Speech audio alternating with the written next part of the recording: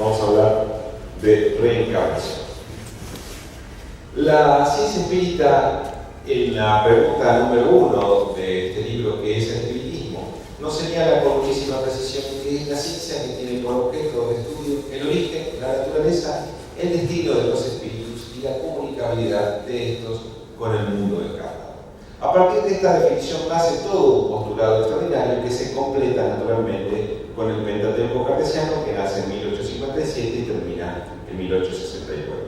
Vamos a hacer una somera introducción de esto para entrar de lleno en el tema que a nosotros nos ocupa, que es la reencarnación, como uno de los postulados de esta ciencia espírita que acabamos de enunciar. Postulado que a la sazón resulta ser básico por el consuelo que brinda. Vamos a intentar transmitirles en estos minutos que vamos a estar juntos esta idea de la reencarnación como un consuelo, como una necesidad que el alma tiene de entrar o de adentrarse directamente en esta cuestión vinculada a las sucesivas vidas o sucesivas existencias que hemos tenido. El apóstol Pablo señalaba hace algunos años atrás, cerca de 2000 años atrás, que la vida es una sola. Y es real, la vida del espíritu es una sola. Sin embargo, las existencias son múltiples. Una vez que nazco a este mundo de individualidad como espíritu, como alma, tendré una vida como alma y como espíritu. No moriré nunca. Sin embargo, las existencias que tendré serán sucesivas y, de acuerdo a la necesidad evolutiva, podré ir alternando entre hombre y mujer de acuerdo a este estado de necesidad. Esto es para hacer una somera introducción. Podemos decir entonces que la reencarnación puede vincularse con varios conceptos que a la luz de distintas enseñanzas fueron también traducidos en distintos lugares y por distintas disciplinas. Así, por ejemplo, podemos decir que la reencarnación es renacer. El ilustre codificador de la ciencia espírita, Allan Kardec, nos dice que nacer, morir y volver a nacer y progresar siempre, tal es la ley. Nos da un enunciado también extraordinario, simple y profundo de lo que significa renacer, haciendo una nítida distinción entre la reencarnación y la resurrección, que es el vocablo que a lo mejor a ustedes les suena por pertenecer a una otra religión. La resurrección implica el renacimiento en el mismo cuerpo y la reencarnación es la vida también de esa alma, pero un cuerpo distinto. Toda vez que en la resurrección, cuando el cuerpo se ha descompuesto, ese espíritu, una vez que ha partido, no puede volver a nacer porque el cuerpo que perteneció a ese espíritu ya deja de tener vida y entra en proceso natural de descomposición. Por tanto, la resurrección no es lo mismo que la reencarnación. Pero no nos vamos a ocupar de esto ahora, sino que vamos a ir dando algunas de las pautas de algunos temas que se vinculan directamente con la reencarnación. Así también con la reencarnación se vincula el rehacer. El rehacer. ¿Qué significa? Esta posibilidad que tenemos de volver a completar aquellas cosas que por diferentes razones quedaron inconclusas en nuestra vida. Si no tuviéramos esta posibilidad de rehacer, de volver a hacer, de completar aquello que no fuimos capaces, que no supimos o que no quisimos, si no tuviéramos esta posibilidad de tener otro cuerpo necesario para terminar aquello que empezamos, nuestra vida quedaría naturalmente inconclusa. Y hace algún tiempo me preguntaban, y yo me preguntaba con la persona que me consultaba, ¿a quién no le gusta tener una segunda oportunidad? ¿Cuántas veces necesitamos una segunda oportunidad? A veces esa posibilidad la tenemos en esta vida y a veces esa segunda oportunidad se nos escapa y es necesario volver a rehacer, a regresar. Otro tema que se vincula con la reencarnación es el resarcir. Naturalmente, en este devenir de la reencarnación, no todos nuestros actos, no todas nuestras actividades fueron siempre hechas con total acierto. Sin lugar a dudas, muchas veces por debilidad, muchas veces por desinterés, otras por distracción, pero venimos cometiendo errores que van a ir repercutiendo en nuestro fuero, en nuestra propia individualidad. De ser así, de no tener esta posibilidad de resarcir, de cumplir con aquellas deudas que hemos tenido, si no tenemos esta posibilidad de resarcir, volvemos a quedar en el mismo punto de actividad inconclusa porque nos queda una deuda pendiente que no tenemos posibilidad de cumplir. Cuando nosotros aceptamos firmemente la idea de la reencarnación, es resarcir, no es otra cosa que una consecuencia directa de algo que en algún momento debemos cumplir. Olvidar para progresar. Seguramente la ley del olvido es la ley más extraordinaria que Dios pudo habernos dado. Gracias a esta ley del olvido y a estos renacimientos múltiples, nosotros tenemos la posibilidad de volver a empezar de una manera nueva, si ustedes me permiten, a partir de cada existencia. Si yo no olvidara aquello que fui, aquello que hice, aquello que no cumplí, seguramente se me haría muy difícil volver a transitar este camino. Si en este camino, en el tránsito evolutivo, yo me encontraba, por ejemplo, con personas de las que yo soy deudor y de las que inclusive puedo ser un gran deudor.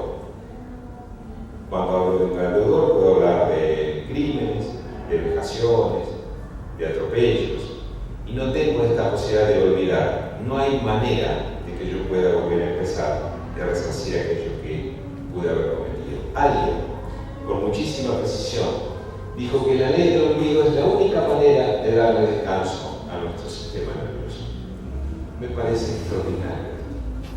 Si yo no tuviera esta posibilidad de olvidar, si yo estuviera permanentemente recordando, fundamentalmente recordando aquellas cosas que me hicieron mal en la vida, no habría sistema nervioso que aguante. Al poco tiempo, todo nuestro campo emocional estaría colapsado, sin lugar a dudas. Por eso la ley del olvido, entre otras grandes alternativas que ofrece, naturalmente está esta, la de proteger nuestro sistema nervioso. Bien. Y por último, cerrando esta primera parte, decimos que la reencarnación, por sobre todas las cosas, propicia el arte de amar. Hace algunos años, en el 2002, noviembre del 2002, el profesor Rivaldo Pereira Franco nos visitaba y nos decía, haciendo una síntesis extraordinaria de la reencarnación, él hacía una cita de un profesor hindú, Banerjee, Hemendra Nath Banerjee, profesor de India para psicólogo y terapeuta, tiene 2 o 3 profesiones. Él decía, Banerjee hace una cita extraordinaria para demostrar la reencarnación. Y decía lo siguiente: hay 4 tipos de corrientes que nacen a partir de la idea de la reencarnación, 4 pensamientos que nacen a partir de la idea de la reencarnación. El primer pensamiento es aquel que está ligado a aquellas personas que dicen, yo no creo. No entienden bien de qué se trata, pero simplemente no creen.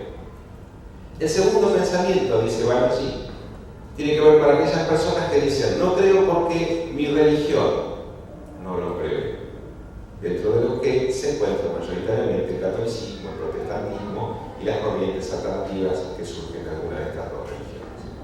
En tercer lugar, están aquellos pensadores o pensamientos o personas que dicen, como mi doctrina acepta la reencarnación, yo acepto la reencarnación. Dentro de esto, los rosacruces, budistas, hinduistas, naturalmente nosotros los espiritistas. Y en cuarto lugar, dice Banerjee, encontramos a aquellas personas que podríamos citar como el pensamiento científico, que necesita tener demostraciones científicas para poder aceptar la idea de la reencarnación. Volvemos entonces ahora a este análisis que nos propone este ilustre pensador indio. Respecto a aquellas personas que dicen, yo no creo, porque simplemente no veo o porque simplemente no conozco. En el fondo son personas que encuentran esa posición cómoda de imaginar que todo aquello que es negado por ellos, por el simple hecho de la negación, ya deja de existir. De manera que para que algo no exista en la vida, simplemente alcanza con negarlo. Desde esa negación, las cosas dejan de existir. Es un pensamiento filosófico del que no nos vamos a ocupar, porque en verdad no merece ni resiste mucho análisis. Naturalmente, cada uno es dueño de pensar como mejor entienda. Nosotros no nos vamos a ocupar desde ese punto de vista. Respecto a aquellas religiones, el segundo punto que citaban allí, aquellas personas que dicen yo no creo porque mi religión no lo prevé, dentro de los que se encuentran mayoritariamente protestantes, católicos y todas las diversiones que de ello derivan. Y acá hay un punto central. Hasta el año 552, el cristianismo era reencarnacionista. Jesús era reencarnacionista. En el famoso pasaje con Nicodemo, aquel doctor de la ley, en el que le pregunta qué es necesario hacer para entrar en el reino de los cielos, y Jesús concreta, simple y acertadamente le contesta: es necesario nacer de nuevo. No da lugar a ninguna otra interpretación que no sea nacer de nuevo, volver a nacer. Hasta el año 552 el cristianismo era reencarnacionista, Jesús era reencarnacionista. Muchas veces las personas sostienen esta posición equivocada, suponiéndose que por cristianos no son reencarnacionistas, toda vez que dicen el Evangelio no habla de reencarnación. Sin embargo, el Evangelio habla de palingenesia. La palingenesia es aquella ciencia que tiene por objeto de estudio las vidas sucesivas. ¿Qué pasó en el año 552, en la época de Justiniano? Este emperador se enamora de una meretriz, una vendedora de ilusiones, Teodora. Por aquel entonces, aquellas personas, aquellas mujeres que compartían el trabajo de Teodora, hacen circular la voz, que se transformaba el acto mismo de la prostitución en un acto de la divinidad, toda vez que Teodora, habiendo ejercido esta profesión, había llegado a ser, imaginemos, una primera dama, la mujer del emperador. Más de la mitad del planeta era de este emperador. Cuando se entera de esto, Teodora, en un arranque de delirio y locura, manda a matar a aquellas compañeras que habían sido compañeras de actividad y aquellas otras que aún no habiéndolas conocido, las habían ejercido en la prostitución. Más de 500 mujeres son asesinadas. A renglón seguido, le hacen saber a Teodora, como consecuencia de la idea de la reencarnación, que ella tendría que nacer más de 500 veces en función de cada una de las vidas que ella había cegado y sufrir cada una de estas vidas, de acuerdo a todo lo que ella había hecho sufrir como consecuencia de haber matado a sus ex compañeras de actividad en la prostitución. Cae en un pozo depresivo, enferma, y hacia el año 548 llama a su esposo, a Justiniano, suponiendo ella también en otro acto de locura, en este caso seguido por el emperador, que con abolir la parte de la reencarnación de la doctrina de la Iglesia de aquel entonces, quedaría abolida la reencarnación de la faz de la tierra. El poder terrenal que ella tenía sobre los seres humanos la hacía pensar, triste y equivocadamente, que podía también modificar las leyes de Dios.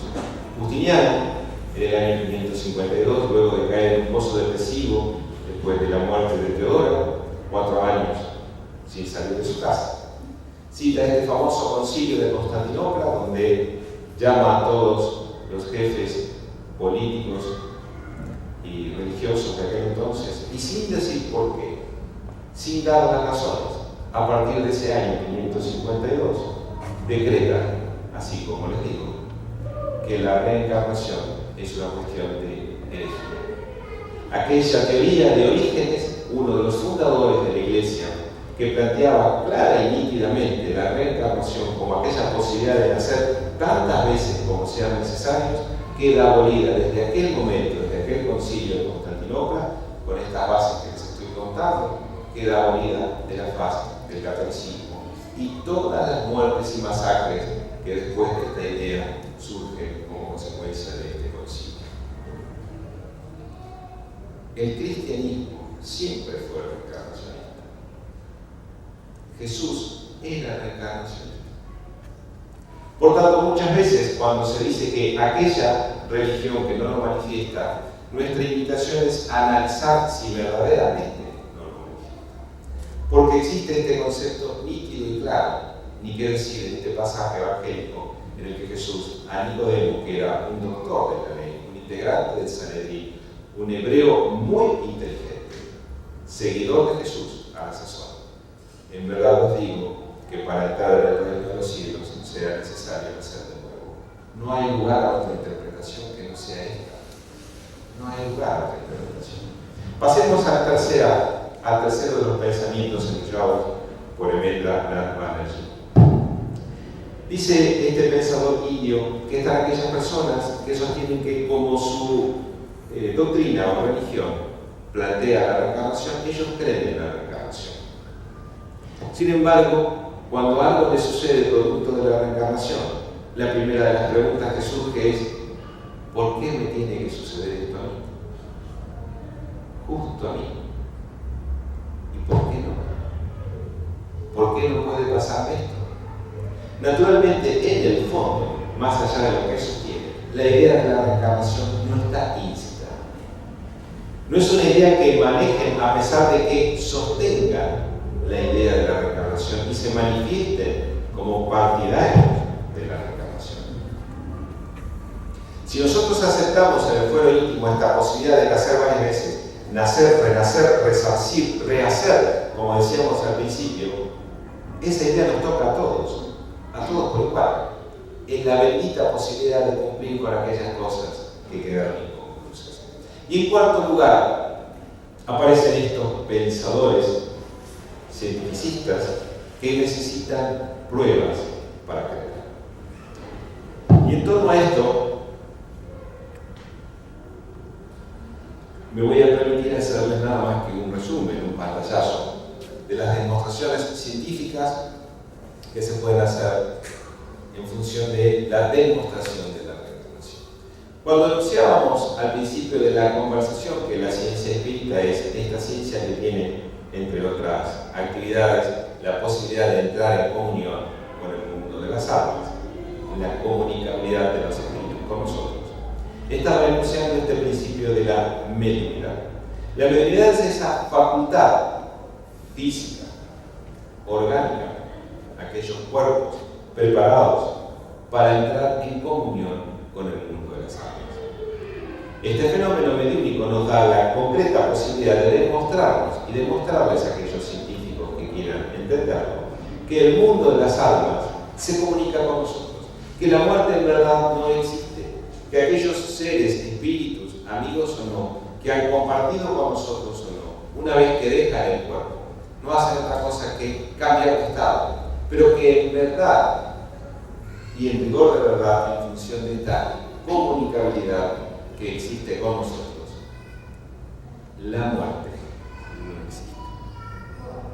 No es nada más ni nada menos, siguiendo los lineamientos de Allan Kardec, que una modalidad de la vida. Dejamos el plano de las almas y volvemos al mundo de las causas, al plano de los espíritus, de donde hemos venido, naturalmente, antes de esta vida, y a donde regresaremos después de esta vida, siguiendo la teoría inclusive de Orígenes, el padre de la Iglesia Católica, tantas veces como sea necesario. Pero hay más para demostrar. Podríamos también entrar a detallar la terapia de vidas pasadas. Esa posibilidad que tenemos de retroceder tanto en el tiempo, pasar la vida intrauterina y llegar a vidas anteriores. Brian Weiss es un psiquiatra materialista americano, materialista, absolutamente positivista, que luego de probar y de intentar varias formas de curación con algunos de sus pacientes, luego de la hipnosis la hace regresar a uno de sus pacientes que da origen a estas teorías que le llevan a él después de escribir libros bestseller en Estados Unidos, en donde señalan claramente que la persona regresando a esa vida intrauterina puede pasarla, regresar aún más allá y recordar hasta 2000 o 3000 y hasta 4000 años en vidas pasadas, en existencias anteriores, en donde ese cuerpo era distinto, pero ese espíritu era el mismo. Y hay un tema que a mí me encanta, que de verdad me apasiona sobremanera en esto de las demostraciones científicas, que es el punto cuarto de la teoría de Banerjee y que lo vamos a citar con ustedes. Y tiene que ver con los niños prodigiosos.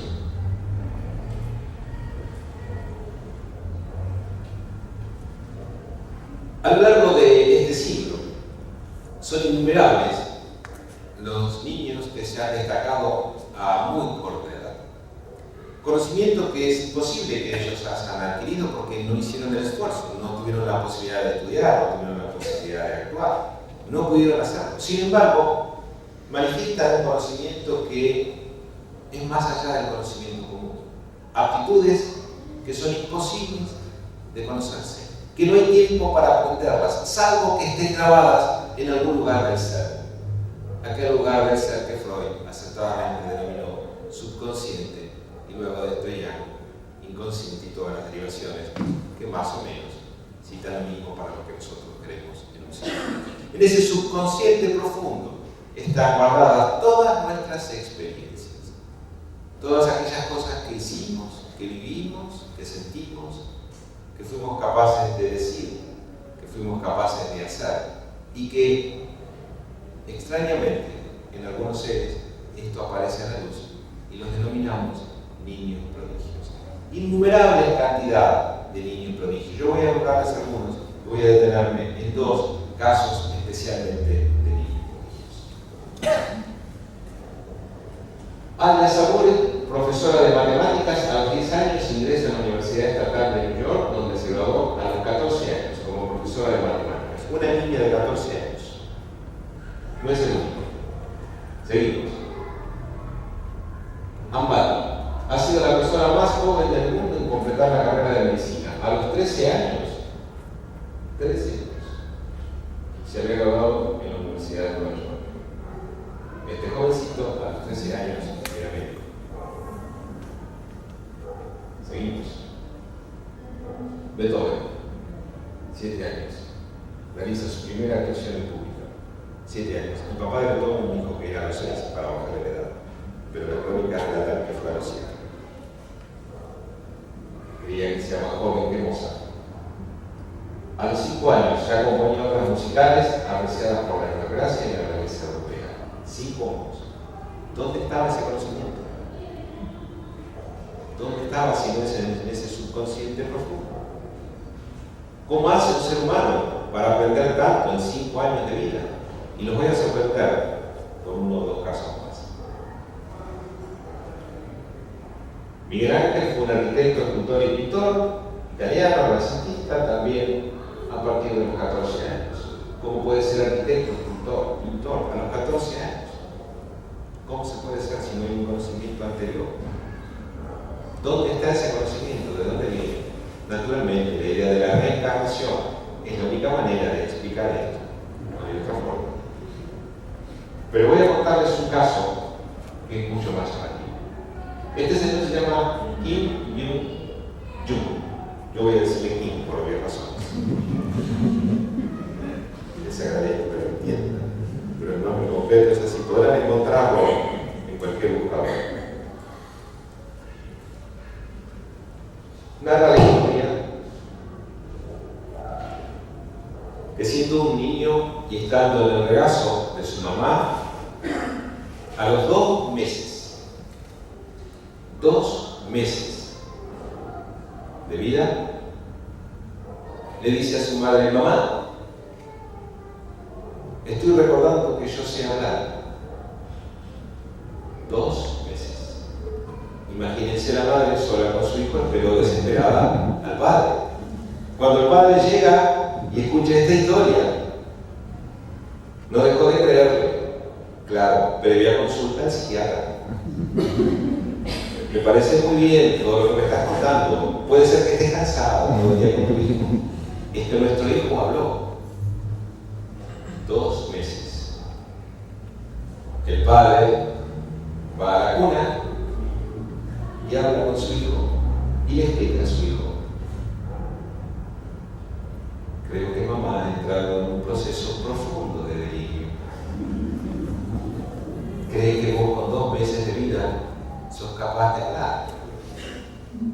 Y el niño le responde: soy capaz de hablar. El padre entró en colapso. Ay, no sé. No termina la historia.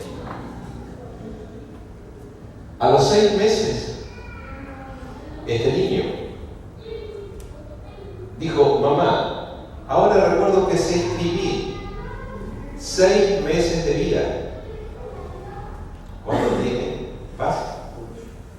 una niñita así, más chiquito que pasa.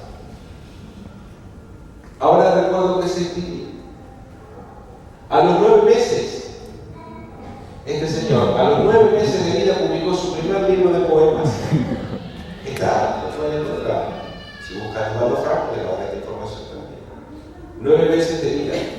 Que alguien nos explique cómo es posible que una persona, un ser humano con 9 meses de vida, haga todo esto. Escribió su primer libro de poemas. Naturalmente, el proceso evolutivo de este ser continúa. Nació en 1962 o 1963. A los 8 años, doctor honoris causa en matemática espacial y cálculo diferencial. No puede ser de otra forma. No puede ser de otra manera. Y sigue. A los 12 años, profesor en física cuántica. Y sigue. Cité algunos de los detalles porque era alcanzado para lo que había contado. Kim, así lo llamamos, creo que nada más ahí vamos a pronunciar todo el nombre completo. Divaldo lo dice completo porque total, como en un portugués, si no se entiende, no se entiende, pero acá como todos hablamos español, yo me animo a decirle esto. Este ser que fue capaz de hablar a los 2 meses de vida, si esa información no viene de otra vida, si la reencarnación no está presente, que alguien nos diga cómo esto es posible. ¿Cómo esto es posible? Y hay otro niño prodigio, y que este va a tener una mayor incidencia en el proceso evolutivo de la humanidad. Hipólito León de Pizarro-Ribay nació el 3 de octubre de 1804 en Lyon, Francia. Gran parte de los detalles de este ser extraordinario, nuestro amigo Marce, en la reunión pasada, hizo mención, razón por la cual yo voy a simplemente hacer una somera mención de algunos de estos detalles. Hipólito León de Pizarro-Ribay nace en Lyon, luego se traslada a Iberg, en Suiza, y a los 14 años de edad, un niño, 14 años de edad, es profesor en uno de los institutos más prestigiosos que el mundo haya conocido, el Instituto de Juan Enrique Pestalozzi, el pedagogo de la humanidad. En el mismísimo instituto de Pestalozzi, el más prestigioso de la humanidad y el más prestigioso en aquellos tiempos, este ser extraordinario fue profesor de sus mismos compañeros, con apenas 14 años de edad. 14 años de edad. No solo eso, este ser extraordinario, Hipólito León de Pizarro-Ribay, hablaba correctamente la lengua materna, el francés, el alemán, el inglés, el italiano, el español, y dicen que se hacía entender muy bien en holandés. Aquellos que conocen idiomas dicen que el holandés es bien complicado. Es bien complicado. Sin perjuicio de lo cual, correctamente el francés, naturalmente, el alemán, el inglés, el español, el italiano y el holandés. Escribió gramática, aritmética, estudios pedagógicos superiores, tradujo obras inglesas y alemanas al francés. Organizó cursos gratuitos de química, física, astronomía y anatomía comparada en 1824, esto es 20 años. Seguía siendo un niño, 20 años. Podemos seguir. Estableció en su mismísimo país un plan para la mejora de la instrucción pública en 1828 y escribió además gramática francesa clásica. Sin embargo, fue en 1854 que el profesor Ribay va a tener un vuelco en su vida, y esto es lo que transforma a este niño prodigio en uno de los seres que más ha influenciado en el planeta desde su existencia. En el año 1854, Hipólito León de Pizarro-Ribay toma conocimiento de las mesas giratorias, aquel fenómeno que había surgido en 1848 en Casville, en los Estados Unidos, en un pueblito chiquitito, una pequeña aldea, chiquitita. En ese lugar, las manifestaciones de estas almas que han dejado el cuerpo hace un tiempo empezaron a hacerse sentir. Este fenómeno toma cuerpo rápidamente en los Estados Unidos, se traslada a Inglaterra en primer lugar, luego a Francia, España y en distintos lugares de Europa. cuando está en Francia este fenómeno, en 1854, Hipólito León de Lizarribar toma conocimiento de estas mesas que se expresaban, que a la pregunta contestaban, y se plantea este interrogante: si todo efecto tiene una causa, toda causa, todo efecto inteligente, naturalmente, deberá tener una causa inteligente. A todo efecto inteligente, una causa inteligente. Si la respuesta es inteligente, si la respuesta es con sentido, viene de una causa que también tiene sentido. Si esa causa, si esa respuesta no es de ninguno de los asistentes, por diferentes razones, ¿de dónde es? ¿De dónde viene? ¿A quién pertenece? Naturalmente, a aquellas almas que ya no comparten el cuerpo, pero que siguen compartiendo la vida con nosotros. A partir de este año, en 1854, empieza su carrera de investigación. En el año 1857, un 18 de abril de 1857, nace el Espiritismo a la luz del libro de los Espíritus, obra que va a llevar más o menos en toda su actividad un poco menos de 15 años, desde 1854 a 1869. En esos 15 años, todo el Pentateuco cartesiano, toda la doctrina reencarnacionista por excelencia que hoy venimos a plantearnos. Es, sin lugar a dudas, Allan Kardec, el puente exacto entre filosofía, religión y ciencia. La reencarnación, antes de Kardec, era propia y privativa del mundo de la religión, del mundo de la filosofía. Con Kardec, con la mediunidad y con estos fenómenos que venimos enunciando, ingresa al mundo de las ciencias y se transforma Kardec, sin querer serlo, naturalmente, se transforma él en este puente extraordinario entre ciencia, filosofía y religión. Lo podemos ambientar. Y para ir cerrando,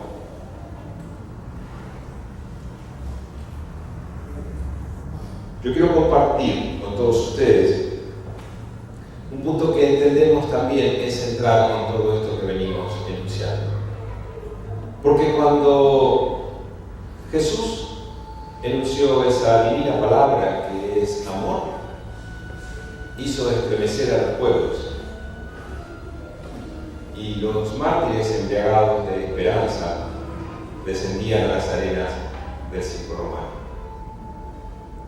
El espiritismo viene a enunciar esta segunda palabra del alfabeto divino.